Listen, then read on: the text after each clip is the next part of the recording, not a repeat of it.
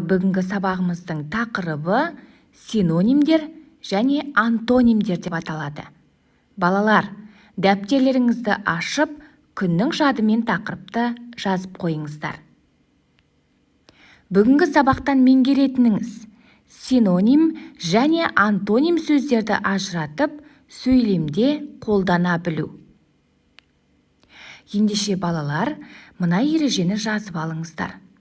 Синонимдер, яғни бұл грек тілінен аударғанда мәндес, бірдей деген мағынаны білдіреді. Яғни бұл сөздер айтылуы әртүрлі болғанымен, бірақ мағыналары бірдей немесе бір-біріне жақын мәндес сөздер. Мысалы, сабырлы сөзінің синоним сөздерін тауып көрейік. Сабырлы, байсалды, төзімді,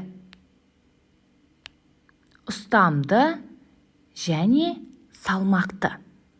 Мінекей балалар, бұл сөздер мағынасы жағынан бірдей мағынаны білдіретін, бір-біріне мәндес сөздер болып табылады. Яғни бұндай сөздерді біз синоним сөздер деп атайды екенбіз. Мысалы, көп, мол, бұл екі сөз бір-біріне синоним болады. Және жылдам, шапшаң, жақын, таяу. Мінекей, балалар, бұл сөздер бір-біріне синоним сөздер екен. Ал енді антоним сөздер мағыналары бір-біріне қарама-қарсы сөздерді антоним сөздер деп атайды екенбіз.